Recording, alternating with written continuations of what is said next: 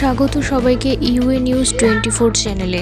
আজকের বিশেষ খবর হলো রুশ তেল কেনা বন্ধ করুন। ভারতের উপর 50% শুল্ক আরোপের পর ইউরোপীয় নেতাদের বললেন ট্রাম্প।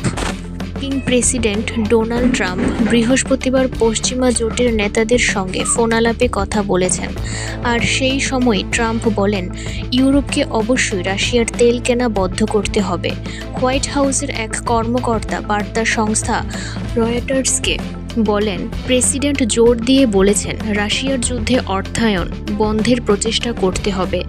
এর জন্য ইউরোপীয় নেতাদের অবশ্যই চীনের উপর অর্থনৈতিক চাপ সৃষ্টি করতে হবে। এরই সঙ্গে রাশিয়ার তেল কেনা থামাতে হবে। রাশিয়ান অপরিশোধিত তেল কেনার জন্য নয়াদিল্লিকে জরিমানা করেছে ওয়াশিংটন। এই আবহে গতকাল ইউরোপীয় নেতাদের সঙ্গে ফোনালাপের পর ট্রাম্প বলেন তিনি শিগগিরই পুতিনের সঙ্গে কথা বলবেন। এদিকে ফরাসি প্রেসিডেন্ট ম্যাক্রো বলেন ভবিষ্যতে বিশেষ করে রাশিয়ার তেল ও গ্যাস খাতের উপর নিষেধাজ্ঞা এবং চীনের বিষয়ে আরও ঘনিষ্ঠভাবে কাজ করতে সম্মত হয়েছে ইউরোপীয় জোট এবং যুক্তরাষ্ট্র। এক বছরে ইউএ থেকে 1.1 বিলিয়ন ইউরো জ্বালানির অর্ডার পেয়েছে রাশিয়া। তবে ইউক্রেনে অগ্রাসনের পরে ইউএ রাশিয়ার সঙ্গে কয়েক দশকের পুরনো জ্বালানি সম্পর্ক ছিন্ন করতে চাইছে। 2028 সালের 1 জানুয়ারির মধ্যে রাশিয়ার তেল ও গ্যাস আমদানি পর্যায়ক্রমে বন্ধ করার জন্য আইন প্রস্তাব করেছে ইউরোপীয় কমিশন। সম্প্রতি ফেডারেল আপিল আদালত রায় দিয়ে জানিয়েছেন যে মার্কিন প্রেসিডেন্টের প্রায় প্রতিটি দেশের উপর যে ব্যাপক পারস্পরিক শুল্ক আরোপ করেছে তা করার কোনো আইনগত অধিকার তার নেই। তবে আপাতত এই শুল্কগুলি বহাল থাকবে।